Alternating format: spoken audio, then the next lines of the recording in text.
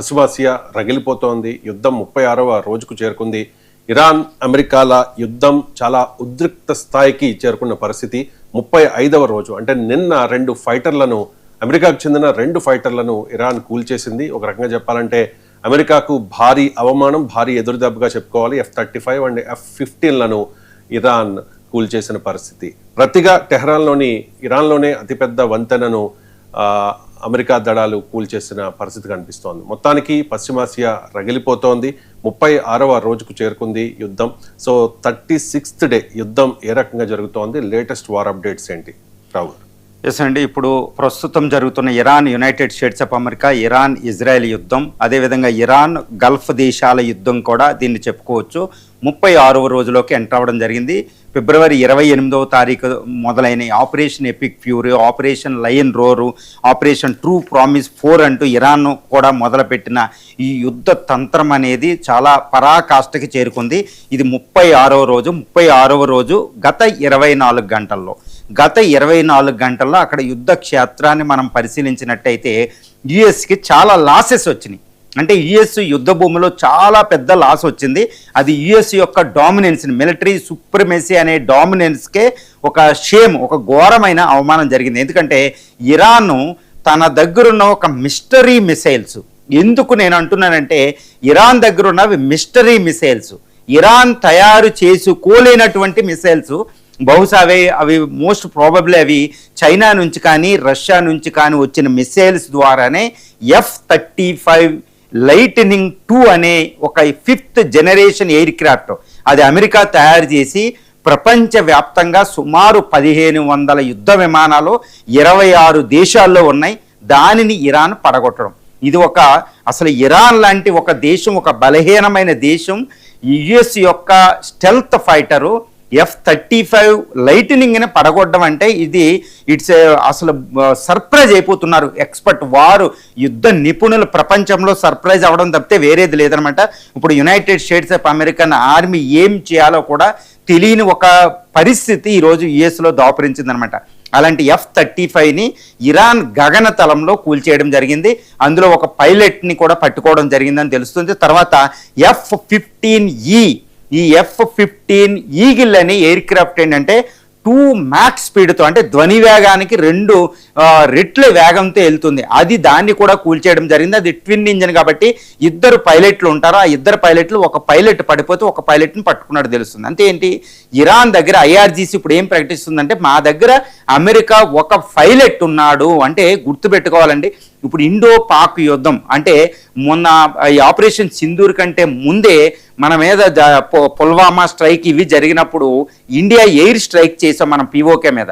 ఆ టైంలో మనం ఏంటంటే మన ఒక పైలట్ MiG-27 ఫైటర్స్ ద్వారా పాకిస్తాన్లో పట్టుబడితే ఆయన్ని విడిపించడానికి ఇండియా రంగంలో దిగవలసి వచ్చింది. ఒక పైలట్ ప్రాణం అంత విలువైందనమాట. అప్పట్లో ఉన్న ఇమ్రాన్ ఖాన్ ప్రైమ్ మినిస్టర్ అమెరికాతో మాట్లాడి వెంటనే రిలీజ్ చేయకపోతే ఇండియా వెళ్ళి అటాక్ చేసిన పాకిస్తాన్ మీద. అంతటి యుద్ధం వస్తుంది పైలట్. మరి ఈరోజు యునైటెడ్ స్టేట్స్ ఆఫ్ అమెరికా ఒక పైలట్ ఇరాన్లో చిక్కిపోయాడు. IRGC దళాలు పట్టుకున్నాయి. మరి ఇరాన్ చేతిలోని పైలట్ని ఎలా విడిపిస్తుంది యునైటెడ్ స్టేట్స్ ఆఫ్ అమెరికా? అంటే ఇక మన ఇండియా వెళ్ళి పాకిస్తాన్ మీద అటాక్ చేసినట్టు కదా. ఆల్రెడీ అక్కడ అమెరికా, ఇజ్రాయెల్ అటాక్ చేస్తున్నాయి. ఇరాన్ లొంగడంలే.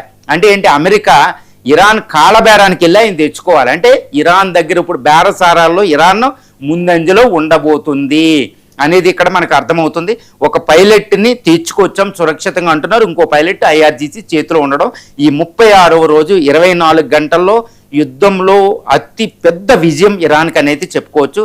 F-35ని పడగొట్టడం, F-15Eని పడగొట్టడం. దీంతో పాటు ఇప్పుడు హర్మూజ్ స్ట్రైట్ దగ్గర ఇక్కడ లో ఎయిర్ క్రాఫ్ట్ అని ఒకటి ఉంటుంది. దాన్ని ఏమంటారంటే A-10 తాబ్ అని ఇంకొక ఎయిర్ క్రాఫ్ట్ అంటే గ్రౌండ్ అటాక్ చేస్తుంది అనమాట. ఇది కూడా ఒక అత్యాధునిక యుద్ధ విమానం అనమాట. దాది కూడా ఒకటి కూలిపోయిందని తెలుస్తుంది. తర్వాత సహాయ చర్యలకు వెళ్ళిన అపాచీ AH లాంటి ఒక హెలికాప్టర్ను కూడా ఇరాన్ కూల్చినట్టు తెలుస్తుంది. నేను ముందే చెప్తున్నా, ఇది ఒక మిస్టీరియస్ మిసైల్స్ ఇరాన్ దగ్గర ఉన్నాయి.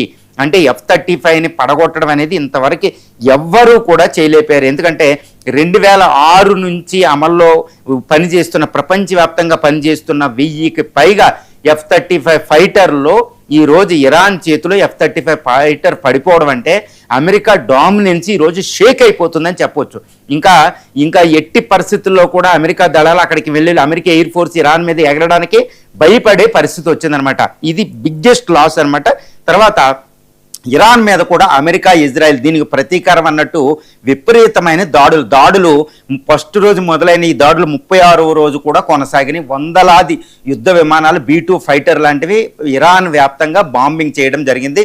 ముఖ్యంగా అణు రియాక్టర్లు, న్యూక్లియర్ రియాక్టర్స్తో పాటు ఆ ఆయిల్ ఇన్ఫ్రా, సివిలియన్ స్ట్రక్చర్, తర్వాత టెహరాన్ యూనివర్సిటీని అటాక్ చేయడం జరిగింది.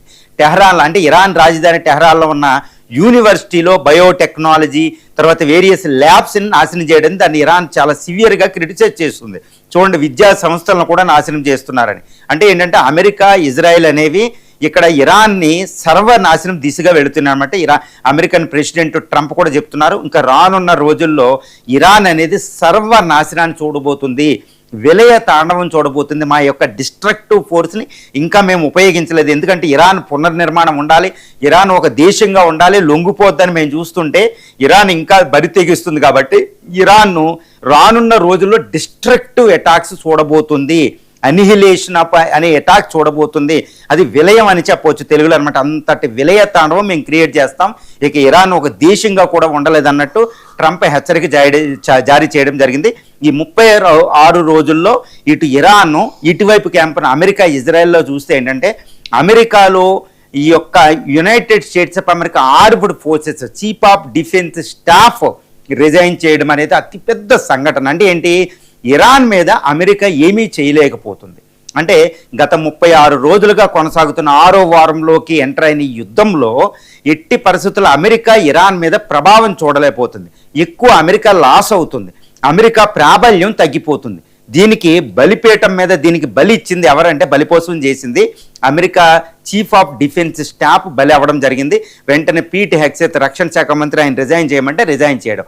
ఇప్పుడు ఇంకా chief director of national intelligence chief Tulsi Gabbard, తర్వాత కాష్ పటేల్, అక్కడ FBI చీఫ్ కాష్ పటేల్ను కూడా రిజైన్ చేయమంటున్నారు అన్నట్టు తెలుస్తుంది. అంటే ఏంటి, ఇప్పటివరకు ఇరాన్లో ఏదో జరిగిపోద్ది, రిజైన్ చేంజ్ అవుతుంటే అమెరికా వార్ క్యాబినెట్లో మెంబర్స్ ఒకళ్ళ తర్వాత ఒకళ్ళు వెళుతున్నారు. అంటే ఏంటి, అమెరికా ఓటమికి దగ్గరలో ఉంది, అమెరికా సెట్ బ్యాక్ జరుగుతుంది, యుద్ధ భూమిలో తను అనుకున్నట్టు చేయలేకపోతుంది. కాబట్టి దానికి బాధ్యులైన వాళ్ళని తీసేసి కొత్త వాళ్ళని పెడుతున్నారు అని తెలుస్తుంది. మరి ఇది ఎందుకు అంటే, అమెరికన్ ప్రెసిడెంట్ డొనాల్డ్ ట్రంప్ కంటి తుడుపు చర్యలన్నమాట. చూడండి, ఇలాంటి వాళ్ళ వల్ల నేను యుద్ధంలో చేయలేకపోతున్నాను, వీళ్ళని బలిస్తున్నా, కొత్త వాళ్ళని పెడుతున్నాను అని చెప్పుకోవడానికి కూడా డ్యామేజ్ కంట్రోల్ అంటారు, ఇలాంటివి జరుగుతుందన్నమాట. United states of America defence staff resignation ఇవ్వడం అంటే అది ఇట్స్ ఏ సింపుల్ థింగ్ కాదండి. ఇది ఎట్టి పరిస్థితుల్లో ఇరాన్ పై చేయ అమెరికా అనేది ఓటమికి దగ్గరలో ఉన్నట్టు తెలుస్తుంది. మరి కొత్తగా వచ్చిన డిఫెన్స్ స్టాఫ్ ఏం చేస్తారో మనం చూడాలన్నమాట. తర్వాత రీసెంట్గా United states of America Gerald airport ఇక్కడ కొంచెం ఫైర్ యాక్సిడెంట్ అయ్యి, లేకపోతే ఇరానియన్ మిసైల్స్ వల్ల వెనక్కి వెళ్ళిపోయింది, గ్రీస్ దగ్గర రిపేర్ అయ్యి మళ్ళీ అది US 5th ఫ్లీట్లో జాయిన్ అవ్వడం అనేది ఇక్కడ చాలా పెద్ద విషయంగా చెప్పుకోవచ్చు అనమాట. హర్మూజ్ స్ట్రైట్కి సంబంధించి ప్రపంచ దేశాలు ఇక ఇరాన్ రిక్వెస్ట్ చేయడం, ఈ రోజు ఇక్కడ ఖతార్, ఒమన్, కొన్ని దేశాలు, గల్ఫ్ దేశాలు యునైటెడ్ నేషన్స్లో ఒక ప్రపోజ్ పెట్టబోవడం, తర్వాత ప్రపంచంలో ఈ హర్మూజ్ వల్ల ప్రపంచం అంతా అతలాకుతలం అవ్వడం అనేది సర్వసాధారణంగా జరుగుతుంది. తర్వాత రష్యా ఇండియాకి ఎక్కువ ఆయిల్ సప్లై చేయడం, US ఎక్కువగా ఆయిల్ సప్లై చేయడం, USలో కూడా ఆయిల్ ప్రైస్ పెరిగిపోవడం అనేది ఇక్కడ మనకు సంభవిస్తుంది. కానీ ఇక్కడ ఇరాన్లో చూస్తే ఇరాన్ IRGCకి తర్వాత ఈ ఆయతో ముస్తాబా ఖైమోనికి మధ్య ఏయో గొడవలు ఉన్నట్టు బయటపడుతుంది. కానీ ప్రస్తుతం ఏంటంటే యుద్ధ రంగంలో ఉండడం వల్ల అందరూ ఏకతాటిపైనే పనిచేస్తున్నారు.